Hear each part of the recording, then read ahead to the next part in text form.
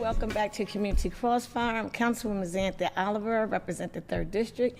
I have a special guest on tonight. No need for introduction, but because he's known all throughout the state. But I want to allow him to introduce himself and give us his title. Thank you, Ladybug Zanthia. It's good to see you. I hope you had a great Halloween. I'm Matt Meyer.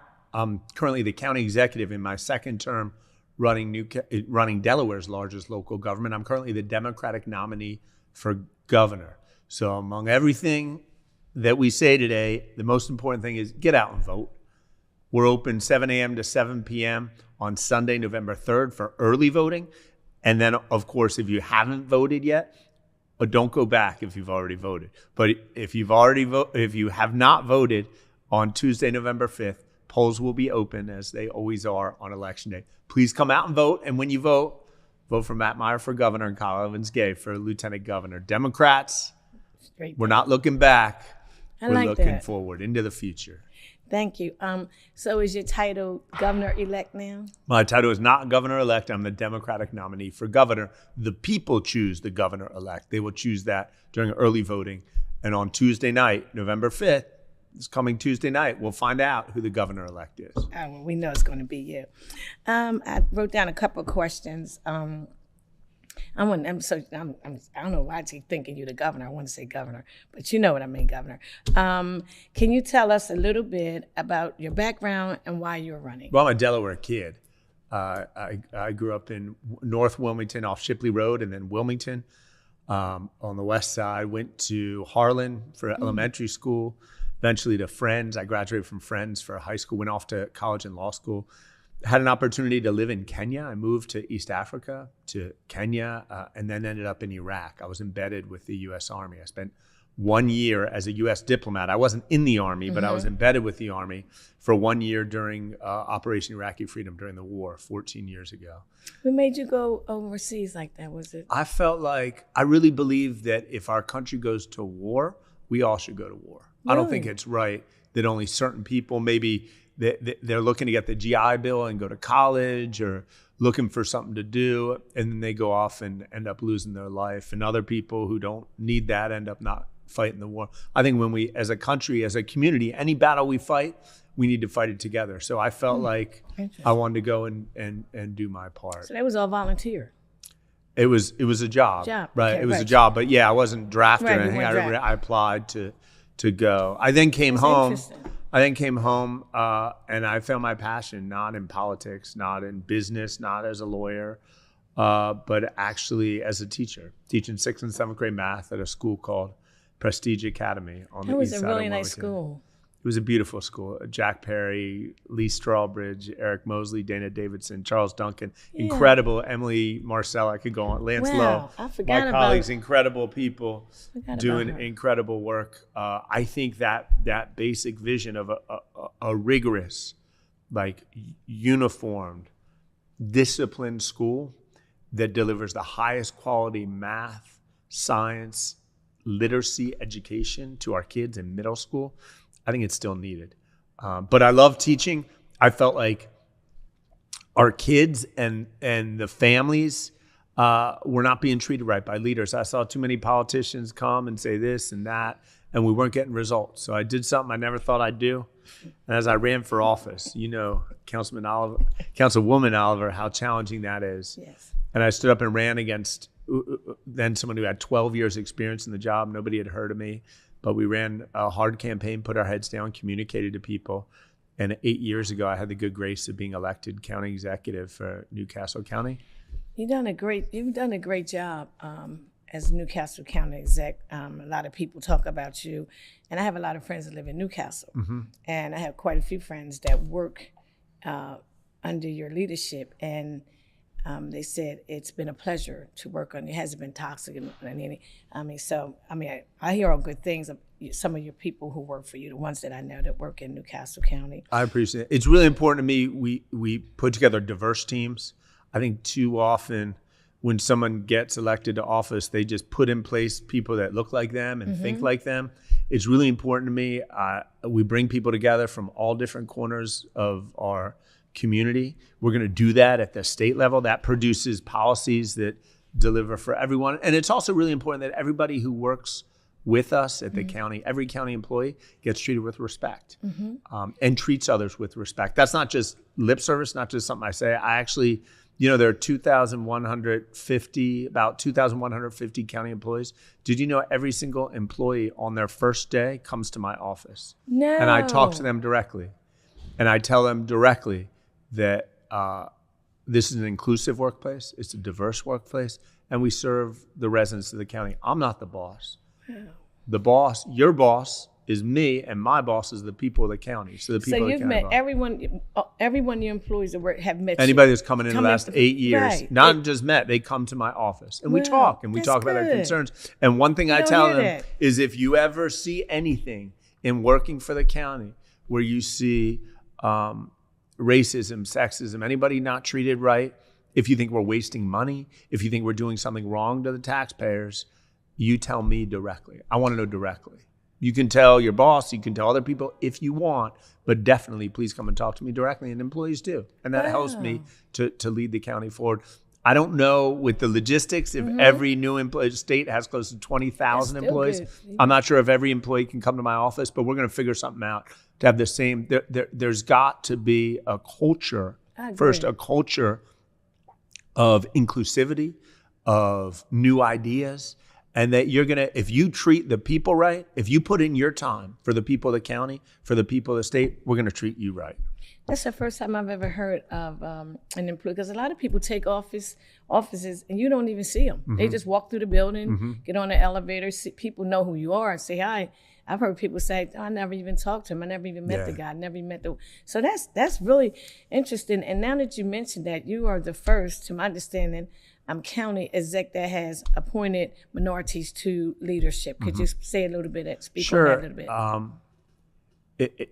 It's really important to me that we understand that there are a lot of groups in our county and in our state who historically have not been represented in government. The biggest example is women, right? If you look 20, 30 years ago, there was just about no women in government. We have an obligation not only to appoint diverse groups, but to overcome those historic imbalances that for most of the time we've had a state of Delaware, for most of the time we've had a Newcastle County, the rules, the budgets, the laws have all been made by a bunch of white dudes, often pretty old white dudes, often pretty old rich white dudes. And therefore we have an obligation to make sure we right those wrongs of the past. So I not only appoint people who are diverse in color, in gender, sexual orientation, geographically diverse. But I look for people with a certain mindset and attitude that understand we're here to get things done, to deliver for people. It has not always been done that way, but we're going to do it right starting today. Oh, wow. I like that. Well, I mean, I like that. I know Bond was on there. Specifically, yeah. Let me. I didn't address your question. Vaughn Bond, we appointed the first Black police chief of Newcastle County Police. Newcastle County Police traditionally is a pretty white suburban police department. Always. And I have to give some credit to my predecessor, Tom Gordon, who was police chief and then county executive, and actually did extraordinary work making sure that our police agency for decades was recruiting people of color, recruiting women, and promoting them through the ranks. There's no way Vaughn Bond, and I think he'd say this, there's no way Vaughn Bond ever would have been chief of police if not for Tom Gordon making sure that the recruitment of the police department and the leadership of the police department was inclusive and diverse. And so I've learned some from my predecessor, Tom Gordon. Some of you may know we ran against each other, but I've learned a lot from him just in terms of fostering an environment where you say, I want you, whatever neighborhood you're from, I want you to be interested in being a cop. And I want you to know that if you come here, we're going to give you opportunities to grow and make some good money too. And by the way, that's still true if you apply to Newcastle County Police. We also appointed Vanessa Phillips. There's while I'm out here talking, who's running the sewers, who's running the libraries, who's running the parks, who's running Paramedic, 911, the person who oversees it all. There's one person who reports to me, and her name is Vanessa Phillips. She's the first African-American ever to do that job, one of the first women, a proud. What's her title? University of Delaware graduate. She's Chief Administrative Officer. Wow. And she is truly a hero. People don't realize, my face is on all the ads and everything, but people don't realize whether it's the Hope Center, which has provided emergency housing to over 4,300 Delawareans, whether it's a program called 1,000 Kids Coding that we started in collaboration with Code Differently, that's now provided computer software education, programming apps, education over 1,100 Newcastle County students, whether it's building better communities, which is investing in community resources in our most challenged communities. Vanessa Phillips is behind all those initiatives and not only talks the talk, but she makes sure we actually succeed. Person. I mean, others too. Yeah, Tamara Morris was the first African-American woman ever to be the head of economic development for the county. CJ Bale followed her as head of economic development, also an African-American. He's oh my gosh, wow. I'm impressed. That's all I can say. Yeah. Because like you said, you have to include people from various communities, regardless if they're white, black, whoever. If they qualify, they qualify. And you're the first executive, Newcastle County executive that I know of that has, given a lot of minorities, women as well as men, Hispanics also, the opportunity that you have given them. Kudos to you for that. If elected... Even ladybugs. We hire ladybugs. Yeah. No, we're not biased against ladybugs. Right. I'm going to a happy Halloween. I'm going to a Halloween event tonight, so I won't have time to go change. So I figure I'll wear my outfit around. I'm into the holidays though. Mm-hmm. Yeah, this is my. Yeah, it's good. I like to give out candy. And, yeah, I like to take candy. And just give you. If elected as Delaware's next governor, what are your plans, especially for the folks here in Wilmington? So Wilmington, several things. I'm a Wilmingtonian, so this is really where I'm passionate. A few things. First of all, I believe there needs to be a Wilmington school district. I believe that the rules that Wilmington kids, if they want to go to a public high school, not Howard, not a VOTEC school, not a charter school, if they want to go to a high school, they get on buses very early in the morning to go to Christina, to go to Glasgow, to go to Newark. That's crazy. We need to make quality schools right here in Wilmington. I'm going to work hard to create that district, some community ownership, make sure we fund it properly. I was going to say. It includes in our policy, listen to this, in our policy is included creating teaching positions in certain schools, $100,000 a year. I think teachers, our highest quality teachers, if we want to recruit and retain the best, we have to pay for it. We're going to look to do that. A second thing that I'm personally passionate about is I know the riverfront can be controversial. Mm-hmm. I know there are many in Wilmington who I sympathize with, who think that all the resources have been poured into the riverfront and other neighbors have not gotten anything. I don't totally agree with that. I think the riverfront is a good thing. I think it's a huge asset and has been a tremendous benefit to our city and our state. We're going to look for opportunities for the surrounding neighborhoods, Southbridge, Hedgeville, Browntown, and potentially beyond that, to see specific financial benefit from the riverfront. So we should see, as the riverfront grows, because now we're talking about doing the other side of the riverfront, we have to make sure the surrounding neighborhoods grow and benefit as well. So we're going to look at plans in that regard, and we're going to continue to support and grow things like the purpose-built community over in Riverside. That's very exciting. I don't know if you've been over there. It's part of that's in your district. Yeah, incredibly exciting and an exciting model for what we can do when we come together. It's extraordinary when you see that now. If you go over there now, you can see one side of the street is what we were, and the other side of the street is what we are now and where we're going. And it's very exciting. It's very exciting. I was just over there yesterday. The work that Logan and his staff and everybody, McDowell, everybody has really put together over there. Dave, Kenyatta, all of them, their whole staff has done a tremendous job. I still know some families that live over there. And as you stated, I'm glad to hear that you're going to bring some of these communities together. And by the way, Hanifa's really doing a fantastic job over Southbridge. I mean, when you say Southbridge, I got to think of her, the work she's doing over there. Absolutely. No, bits and pieces. Okay, as you mentioned, a former math teacher, a small business owner. How would you govern if elected? So first, one thing I've learned as a county executive, you think you're electing a county executive and he's in charge. You learn really quickly that you're in charge. The people are in charge. Okay. So right now, what I see is not just in Newcastle County or Wilmington, not just in Delaware, but in the country. I see a small number of people, the Mark Zuckerbergs, Jeff Bezos, Elon Musk, billionaires getting super rich, and most of us are getting squeezed. The working class, the Chrysler plant is gone. Boxwood is gone, right, from decades ago.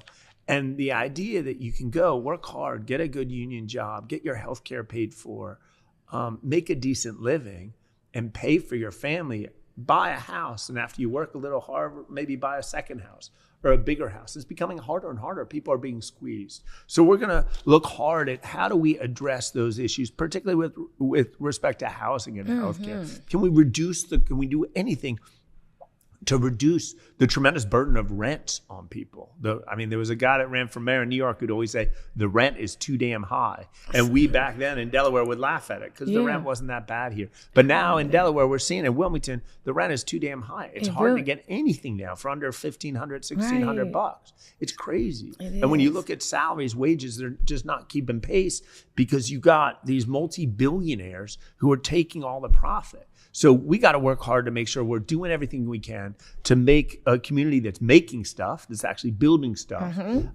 and also providing quality wages for people. So they're getting paid what they're worth. Well, when you say that, what would you do? Go out and recruit some people? Have to recruit some businesses? How do we get some wage taxes? Because Wilmington, we need some help. Yeah, I think it's a few things. One is making sure with some higher income jobs that traditionally aren't higher income, welders, carpenters, roofers, they're in so much demand. I feel like I worry that we're a country that doesn't know how to work with our hands anymore. We don't know how to make stuff. I agree. And so making sure that working with our VOTEC schools and hopefully schools in Wilmington, we can make sure there are really rigorous programs that go directly into jobs like that. So my understanding is if you're a welder who's willing to work hard these days, you can make $100,000 a year, right? So we got to make sure there are appropriate pathways to make sure people can get there. But we also have to be sensitive to the fact that if there's not enough housing, if there's a shortage of houses, the price of housing is going to go way up because you're going to have 10 people that all want to live in the same house, and the owner is going to pump up the rent or increase the price when they sell it. So we're going to work hard to increase the supply of housing. We have an award-winning program at the county called Vacant Spaces to Livable Places. Now, I know at the city, there's been a struggle with vacant properties. It seems like you're doing better now. And I know Mayor Perzicki and council have worked very hard on it. At the county, we started working in 2017. We've taken almost 700 properties now that were vacant, delinquent homes that are now occupied homes owned by private people. Most of them affordable homes. People weren't paying and they went into disrepair. So, and what do y'all sell? Are y'all making sure that local people get the homes? The ones that we could sell, we sold. Local people. The local people. It's in an auction, so you can go to the auction and buy it. The ones that wouldn't sell, sometimes there's a $40,000 of unpaid taxes and fees, and so we'd auction it off for $40,000, and people look at it and say, "I don't want that. That's not worth $40,000, right? It's a hunk of concrete in the middle of nowhere, right? Or in a neighborhood I don't want to live in." So what we do is we then work with a nonprofit, or sometimes we in the county would invest money to rehab it. And what's interesting is the public money we invested, we've gotten a return on that. So we actually, by investing money in renovating these houses, sometimes in down and out neighborhoods out in the county, outside the city, places where you say, oh, people don't want to live there. You take a home that's got $40,000 of delinquency, you put $50,000, $60,000, $80,000 in, maybe $100,000 in, you can sell the home for $120,000, $150,000. Next thing you know, the county's made its money back, and the family has an affordable home. When we do it in partnership with Habitat for Humanity, Interfaith Community Housing, and others, we can actually do it much quicker. right? We can do many more houses much quicker. So we've done almost 700 affordable homes that way. We're going to look for programs in the state that renovate delinquent vacant properties across the state to create affordable housing opportunities. Wow. You've done a lot within 8 years. My goodness. Don't talk about it like it's a pat. We're still doing it. You've been busy. I still got 2 months and 4 days left. Oh, okay. So within that 2 months and 4 days, you just kind of wrapping up stuff, though, right? Here's what I really want to do. We haven't talked. I don't like talking about But things. please. I like telling you what we've done once it's done. But what we've been working on for a year. People who know me know that once we accomplish something, we pat ourselves on the back, we go get a bite to eat, we celebrate, then we wake up the next morning and say, what's next? Wow. And I imagine a lot of people out there have heard of the Hope Center. Right, the Hope Center is a hotel, a Sheraton Hotel, 192 room, Sheraton Hotel on 95 and 141 south of Wilmington. As you drive from Wilmington to Newark, it's on your left-hand side. Wow. You see the sign Hope Center. To date, it's housed over 4,300 Delawareans. It's provided tremendous emergency care for families and individuals, and sometimes victims of domestic violence, individuals with substance use and mental health concerns. Done amazing work. It's transitioned 550 families from chronic homelessness to permanent stable housing. The next step for us, almost half the people that have stayed there, when it's over 4,300, there have been about 2,000 children that have stayed there. I want to be able to stand up and say, as governor, there are no homeless children in our state. We wrote a $10 million grant to the federal government. I don't know if we'll get it, but I am determined to find resources so that the Hope Center can work with local school districts, right? Because the schools, I know as a teacher, you see a kid come in, you're like, I'm trying to teach this kid how to multiply fractions. He doesn't have a home. Yeah. He doesn't have breakfast in the morning. How can he even pay attention to multiplying fractions? And then you go to division of fractions. It's even harder. But so I want to help address that problem. Wow. We have a plan to do it. My job in the next 2 months, hopefully we'll get the money.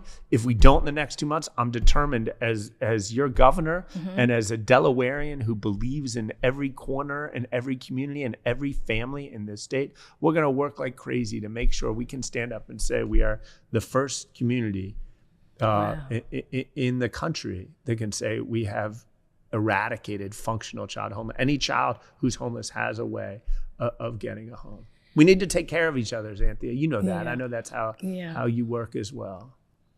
Wow, I am just blown away. If anybody out there has any common sense, you would be voting for Matt Meyer for governor. I'm really impressed with the work, but I'm not surprised. I see a lot of the work that you're doing. You're a busy man, and you care about the people. That homelessness is really close to my heart because my brother was homeless. He had addiction. He passed away. But at the time he wasn't. Years ago. Right. But that whole commission, I want to say, I've taken people out there. Sister Beeman has helped me out tremendously. Renee Beeman, it was her idea. Her and Carrie Casey, they're founding members. She was good. And every time I called her, connected with her family, the family would call me up crying, saying thank you. She was really helpful, connecting with caseworkers. So amazing. Whatever you're doing out there, whatever they're doing out there, hopefully you can help the new county council person, Marcus, right? Henry. You can help him out to it's make also sure. Important. The city, sorry to interrupt you, but the city has also been an important partner. We don't give the city of Wilmington enough credit. Mayor Przicki has been a partner. The city council has been a partner. They've helped to pay for the Hope Center and helped with Wilmington. Yeah, we don't get enough credit. You don't get enough credit. No, I agree with that. It's been a partnership because Zanthia, it hasn't always been that way. The city and the county, they fight too much. And we've worked hard, you and I, and the mayor and councils have worked hard to change that and say, hey, let's all work together to solve these problems together. What else would you like to tell our viewers? I'm talking about the governor's race and voting for governor. Don't forget our Kamala, right? It's an incredible, I think because there's this other guy on the ballot for president, everybody's concerned and saying, are we really going to do this again? Which I understand, and I feel that way too. But don't forget that there's a tremendous opportunity in this country. I remember in 2016 after Hillary, a lot of people thought there may never be a female president ever. Right. This is a historic opportunity. Yes. I'm hoping that all those people going out to early vote, all those long lines is evidence not of fear, but hope and joy of like, we can really do something here. We can really make a statement about the future that we want for our state and for our country. I agree. I know early voting is important. As you stated, I see the lines on TV. I've seen the line at the Power Center. So the lines down to the riverfront. Yeah. And I just hope them lines are reflective for Kamala Harris. That's right. And Matt Meyer. Yeah. Good. So we got 2 more minutes. You can close it out. Good. No. I appreciate you coming on, taking the time out of your busy schedule. We have Governor, I don't know the title because it's not Newcastle County, and he says it's not governor-elect. I'm just going to say Governor Matt Myers because I don't know how to say the right title. Because if you only got 2 more, with about a month left, and now do you get sworn in and then he gets sworn in? How does that work? 2 months. We're not even thinking about swearing in. I want to win first. I have till January 7th as county executive. I'm still your county executive. Keep in mind, my job for the next 2 months is to make sure sewage is not in your basement. My job is to make sure that if you call 911, the calls are answered quickly, professionally. We just gave them a big raise, by the way. Today, I gave 911 call takers a raise because they earned it. We're answering 911 calls now faster than ever before. Part of it's based on how we do staffing, but a lot of it's based on the people who work there. As you can imagine, the 911 center, there's tons of technology there now. You can actually text 911. We say call 911 if you can. Text 911 if you can. You can imagine situations, Zanthia, where you're in trouble, where you can't just pick up your phone and say, "Hey, here's where I am." Good point. And if you need to, under the table, you can text, point. "Hey, I'm in trouble. Help me. Here's my location." You can also do a video call with 911 now. You might be in a situation where you want to show people. Under our leadership, we aggressively pursue those policies to make sure we're among the first. I'm gonna put that out there. That's something that people need to know. That you can video? You can video. You just call 911 and just say when you're calling, say, I want to go to video call. They can flip it to a video call. Wow. So anyway, we're delivering for you. We're going to continue to deliver with great parks, great libraries. And I'm excited to have the opportunity to continue working with you. I'll tell you, them parks, the state parks, I travel to them. I like outdoor activities. The people you have working there, I'm telling you, you have stepped up the game for Newcastle County. Not that they weren't stepped up. I don't know, reggae in the park. One thing. Oh my God, talk about the reggae in the park. Marcus Henry and I are friends. He's succeeding me as county executive.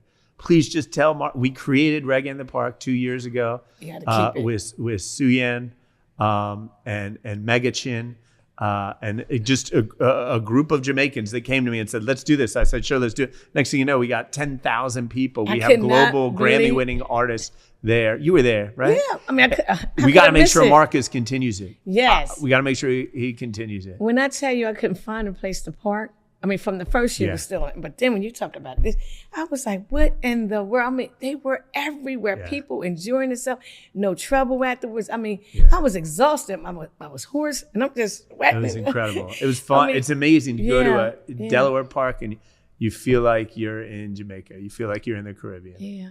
God, thanks to you. And one other thing I want to thank you for bringing back that ice cream festival. Yeah. I love that. That was fun. I was like, the festival is back? I thought it was over. Yeah. In fact, just last night I was practicing for the ice cream festival. I was eating ice cream, practicing for it next year. So, right. Excellent. Thank you so much for coming on. I appreciate you. November the 5th, vote for Matt Myers. I appreciate you. We got to pay back.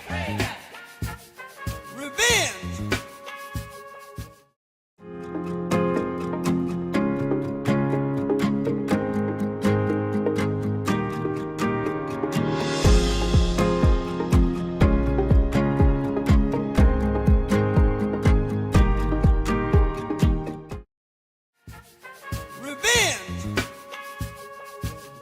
Welcome back to Community Crossfire. I'm Councilwoman Zanthia Oliver. I represent the 3rd District. Please vote for me on November the 5th.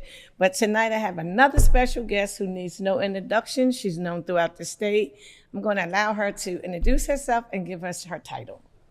Thank you so much. I'm Kyle Evans-Gay. I currently serve in the state Senate, District 5, and I am the Democratic nominee for Lieutenant Governor. Excited to get everyone out to vote on November 5th. Thank you, Senator Gay. I wrote down a couple questions so we can get right to the bread and butter. Sure. How has your role as Lieutenant Governor prepared you to take on the job as Lieutenant Governor? Well, as you know, Councilwoman, being a legislator, being a senator, rep, or council person, it is not just passing legislation, right? We are in our communities. We are always working with constituents to figure out how we can represent them best, empower them, make sure that state services get to them, and then bringing their ideas in. So from my perspective, this is an opportunity to just broaden that and make sure that I can work on behalf of the whole state. I have done initiatives in, for instance, childcare, making sure we can make childcare more affordable for Delawareans. Mm-hmm. And I've gone up and down the state. And you realize, we have created these districts and these borders, but the issues Delawareans are facing it's across the state. Mm-hmm. And this is a great opportunity to continue my work in the Senate, both focusing on legislation and developing laws and programs that help, but also working with people and making sure their ideas are heard in Dover as we are thinking about the path forward for our state. I'm glad you said I'm gonna come back to that. Yeah. How's our current Lieutenant Governor has focused on behavior and substance abuse as a top priority. Health, will you continue to be a major player in office, with that being your focus, or with two of your main focuses that you would like to carry out as Lieutenant Governor? Yeah, I think it's yes and more, right? Okay. Because every Lieutenant Governor has been able to leave their mark. And I think what's really important about the Behavioral Health Consortium is just how impactful it's been across our state. And so when people say, what's going to happen next with the Behavioral Health Consortium? I think we need to build on that work. We've brought experts to the table, community members to the table. We are facing in our nation a mental health crisis. Yes. And all of a sudden, people are looking to Delaware as a place where we have set up the mechanisms and the systems to start to address it in a really comprehensive way. So I'm really excited that we would be able to continue that work. And of course, from my perspective, I think we really need to also make sure that we have a focus on education and economic development. And I know those seem like two different things, but what I've been really excited to talk about is kind of breaking down the barriers. So, education, it's about early education, getting parents back to work. It's also about K through 12 and making sure that kids have every opportunity for success, regardless of their zip code, their income, or their race or background, right? I like that. Mm-hmm. And so why aren't we looking at these two things together? We need a great education system to drive our economy. And if we continue to build our economy, we'll attract more people because we have a great education system. So from my perspective, I think it's about breaking down silos, making sure that families aren't going one place for economic help, one place for education help. I want to make sure that we are thinking about serving people and serving families. And I think that the Lieutenant Governor's office is a great place to pilot that type of people-focused solution work. Great. Good answer. I appreciate that. How will you use the role of Lieutenant Governor to support our students, especially the students here in the city of Wilmington? It is the question of the election, right? Yes. Our schools are not succeeding. We use the term failing. I'm a glass half full type of person. I have to be to do this work because I believe that we have the opportunity to do better. And I believe that our teachers and our educators have the tools they need. I'm really glad to have their support in this election, but I know that the money we are spending has to be spent differently, maybe more creatively, more based on need than just a student is a student is a student, because we know that, for example, English language learners need more services. We know that students with disabilities need more services, and we need to be honest about that and make sure we're putting the money where it's going to do the most impact. I mean, in the city of Wilmington, we have seen great increases in ECAP, so early education, great increases in childhood education. We need to make sure those resources continue to come in for K through 12 as well. I don't know if you know, some people, know my kids are in our public education system. They're 5 and 7. I don't have time to wait, right? No one has time to wait. The time is now. And 40% passing, our third grade and fourth grade reading scores, it is not acceptable. No, it's not. I really appreciate that. And then you stating you have kids that age, so you're like, look, I'm right here in the trenches. So you're like, I'm a living. You're like, I'm a living parent. I'm living this. I'm walking this. I'm fighting this. Because the scores it's really sad. And it's not. I think a lot of people have started to feel like it's normal, and we cannot allow ourselves to accept, because we have some amazing educators, we have amazing administrators. The system isn't working to help the kids. If I go in, I had a great opportunity in Brandywine School District where my kids go to school to talk about a new play-based learning initiative for kindergartners and first graders. The parents are reacting. They're coming into school and saying, my kid loves to learn about letters and reading and learning how to write on their own. The kids are having fun. And I just truly believe that we need to bring the best practices here to Delaware, and we need to invest. But I'll also say, I also think we need to look at how we're investing. I agree. And figure out the best way to leverage those resources. That's a good point, because the way they're spending the money now, it's just not working when I look at the percentage and the numbers and the rate, the grades that some of our children are receiving. Can I ask just one more thing? Sure, go ahead. Because to lift up some of the work that is in progress in Dover, and I think needs to continue in the next administration, we also, I think, need to look at what does it mean for a kid to come into school and not have maybe the food right, not have supports, not have adults they could rely on, right? And I'm thinking about my colleague, Representative Ray Moore. She's an educator herself. She's trying to make sure that every kid gets a breakfast and a lunch, right? So they can be prepared to learn. Yeah. We think about our after school. I would love to lift up the after school network and thinking about all the programs across our state who are making sure that kids up to 13 are having safe, trauma-free places to be after school. But let's be honest, we're losing our 14 and 15-year-olds because they can't get into those programs anymore. So how are we thinking about the practical implications of caring for our kids and surrounding them with the types of supports that they need? And you made a good point, because the after-school programs were cut out. Yeah. So then you send them home, and it's just hopefully we will bring some of that back to after-school programs, more activities. I'm not saying it's not any activities, but a lot of kids, you should just stay after school to participate in after-school programs as opposed to coming home. I just mentioned it to not governor, but Matt. These titles are just, I know, right? He's a candidate. We're all candidates. But one thing he had mentioned, and he is very known for in the community, is creating diversity. And when we talk about that, can you talk? You're going to be in charge of the board of pardons, and based on the numbers, they have never seen so many people receive pardons. How will you approach leading that board? Yeah. And also putting some minorities on your staff?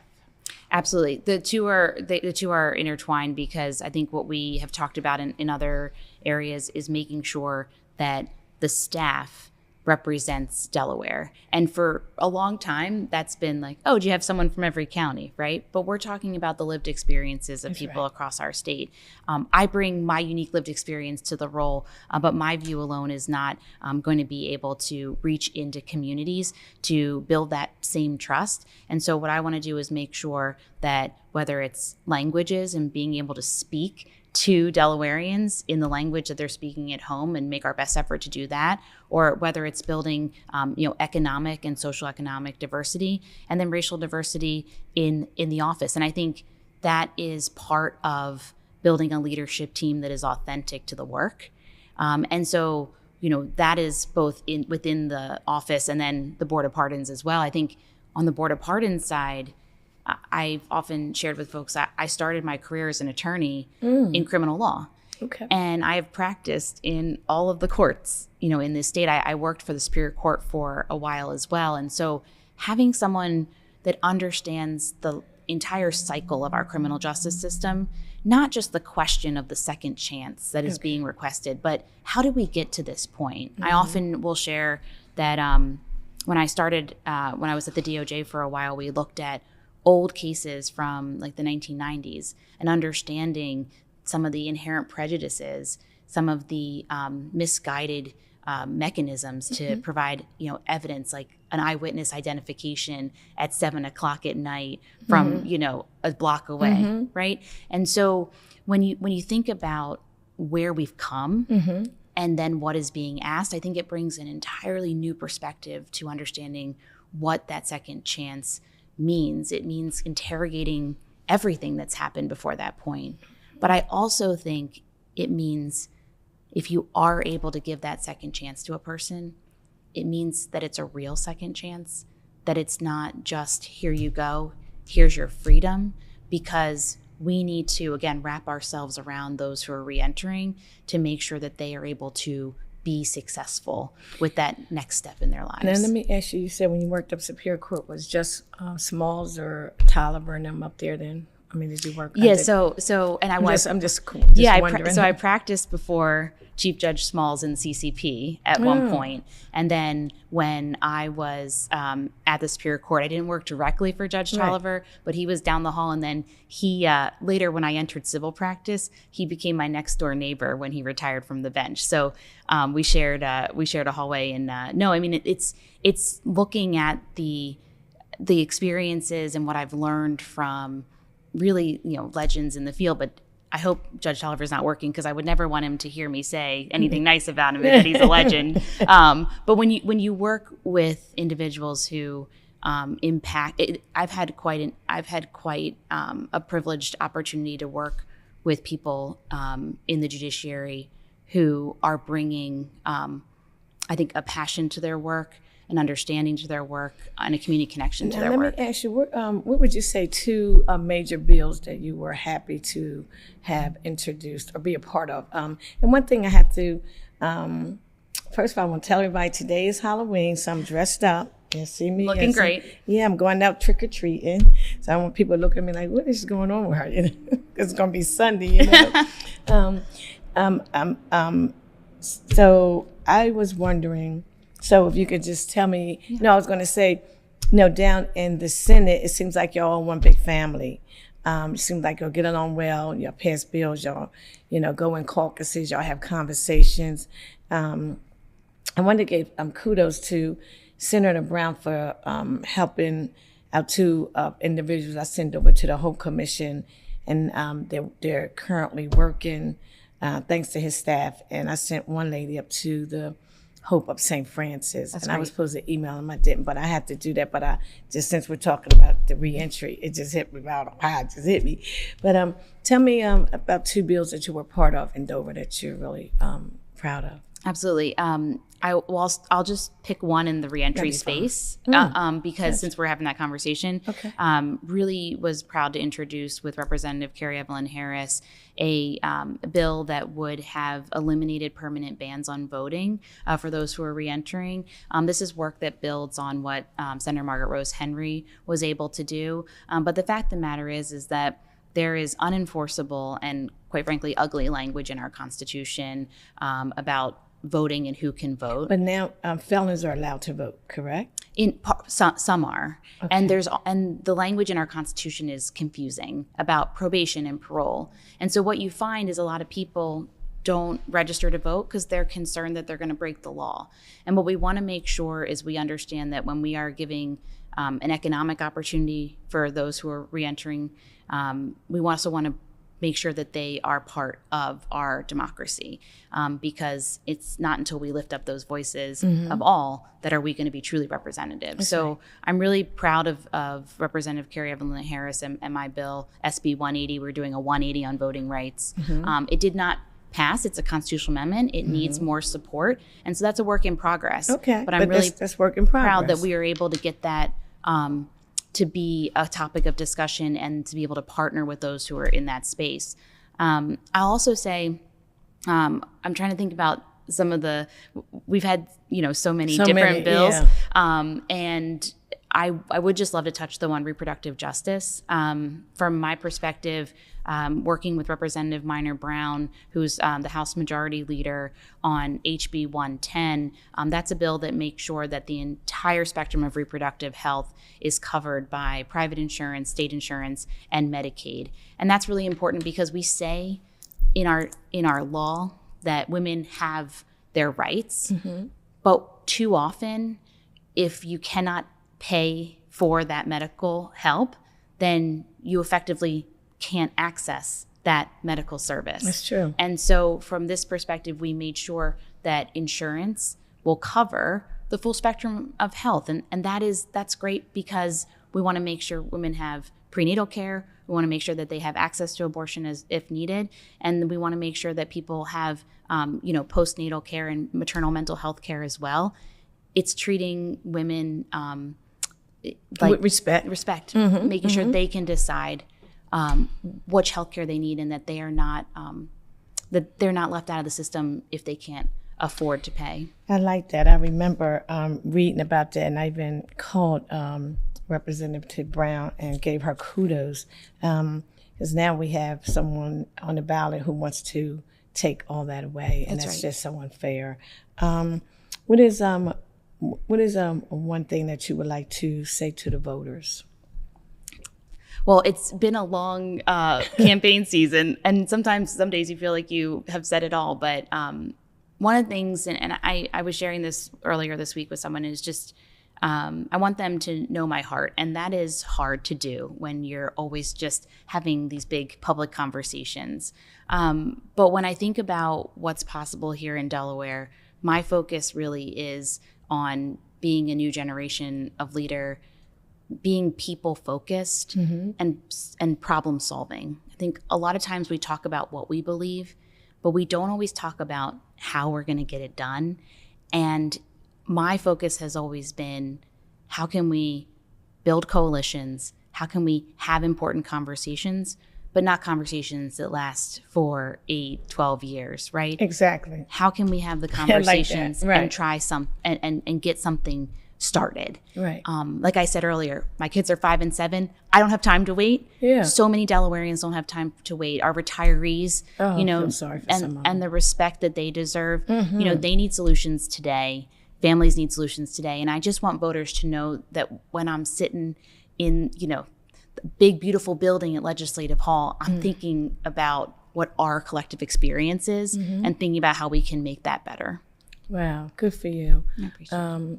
November the 5th, would you like to tell them what you want them to do? Yeah, absolutely. Oh, yeah, absolutely. So on November the 5th, you can get to the polls. What we've been making sure everyone knows is that it's a lot easier and faster if you have your ID with you, but you don't need your ID. You can always sign an affidavit if you've lost it or something happened. So get to the polls. The polls will open till 8 o'clock, I believe. And I just hope that you'll vote Democrat down the ticket. Those critical local elections, state rep, state senator, and the council and city council are so important. And of course, I hope that you'll choose me for lieutenant governor. I want to be a partner in progress with all of you. Kudos to you. I'd like everyone to please come out on November the 5th, and let's start with Kamala Harris and come all the way down. Let's make some simple decisions and moving the country forward. Kyle, I like some of the everything you were saying, and I'm hoping that when you mentioned, I wanted to follow back up on it, the mental health piece, as you stated, that behavioral, substance, and mental health, why reinvent the wheel? Hopefully you can build off of it and expand it and add to it, because nowadays you have so many kids. I just saw on TV about one school wants to remove the phones out of the school. Just, the kids are putting 6 hours on the telephones. I mean, it's like, no, they don't have social skills. That's right. I mean, a lot of them pretty smart, but then you pay attention to your surroundings. It was certain things the guy was saying about the telephone, and then a young lady had got snatched up, and he was saying that she, her mother and them didn't really never get a chance to tell her how to pay attention to the people around you, because she was just always on the phone. Right. And sometimes, and this is with all of us, you need a break from that phone, but especially the youth. And I know they have some issues with the telephone, but just to hear that our programming, the do's and the don'ts, and they end up, they end up finding her. And she stated that she thought she heard him walking and she thought she saw him, but she admitted that she just was on the phone. So I'm saying that to say nowadays, some of our youth don't have common sense. And when I say that, it's because they're so into these telephones that if you heard him and you saw him following, it's like she was saying she saw him Right. Like twice, but she kind of looked into, but more to the story, sometimes you have to have your youth put down these telephones. And I think because I saw that segment, it really, it just really bothered me that it was something that's preventable. And now she's having some mental health issues, and she sees a therapist and all that. So I hope that, that's one of your priorities. And also the pardon board. So you have a heavy job to do. Heavy job. And what I will say, though, is that when it comes to each of those pieces, it's the local partnerships that are going to be most impactful. We think about, especially with the Opioid Commission, and making sure that we are partnering with City of Wilmington, City of Dover, City of Laurel, wherever we can rely on our local experts to make sure that we're doing the best by our citizens. I think that is going to be just lead to better outcomes, quite frankly. I'm glad you said that. I fight that opium war every day. I do walks, I have conversations, I have door knockers, and it's because I have friends that live downstate who have lost parents' homes. I have a very good friend of mine. She helped me with some hot dog carts, but I'm not going to get into all that. But right to the day, I don't know where she is because of that opioid addiction. And I tried to follow her for a minute, and she used to come and stay with me, Hillary. And I don't even know where Hillary is. And we were best friends for years. But her parents passed, and she lost a big house, part of the farm. And more to the story is that fitting on that opium addiction, it has no zip code and it has no color to it. And I say it all the time on here, is that we need to try to get some help for individuals like that. And even with not Sherelle Parker per se, but a lot of them have moved from Philadelphia to Wilmington, a lot moved from Jersey to Wilmington. So we have an influx of homeless population, throughout the state, I'm sure. Atlantic City, they're coming here, but they're just walking, laying around the mall. The poor library, we've invested billions of dollars to the Wilmington Library, and if you go in there, it doesn't have the best smell, and they're just laying around everywhere. Rodney Square is loaded with them, so it's something that the city is looking into. And a lot of this is because of the opium addiction. So that's another conversation for another day. I look forward to it. Right now, November the 5th, wrote Democratic ticket, and what? And please vote for Kyle Evans-Gay for Lieutenant Governor. That's me, and I really appreciate the opportunity moving forward. Thank you. Thank you. I appreciate you coming on, and I'd like to thank my supporters that supported me in the 3rd District. I do have an opponent. I don't know who he is, but please vote for me on November the 5th. Let's go vote. Much. Absolutely. And early voting is good. There's been a lot of people that have voted early. You can go to the Powell Center. There was a line up there the other day. You can go down to the riverfront. And I think I'm pretty sure you can go to any of your Department of Elections, whether it's in Dover, Wilmington, downstate. You just go in there, show your ID, and just get it out the way. I'm telling people, why wait to November the 5th when you can just go vote now? You can even come to my district, Senate District 5, Claymont Community Center. Great place to vote. Go to Claymont Community Center. Just get it over with now. Why wait, right? Why wait? Thank you, and we'll be back. Thanks for coming on. Any last words? No, just thank you. I appreciate it. I'm looking forward to working with you. Thank you so much. We'll be back next week with Community Crossfire. Please go out and vote. You're going to see this on Sunday, so vote on Tuesday, November the 5th. And I have on my Halloween costume.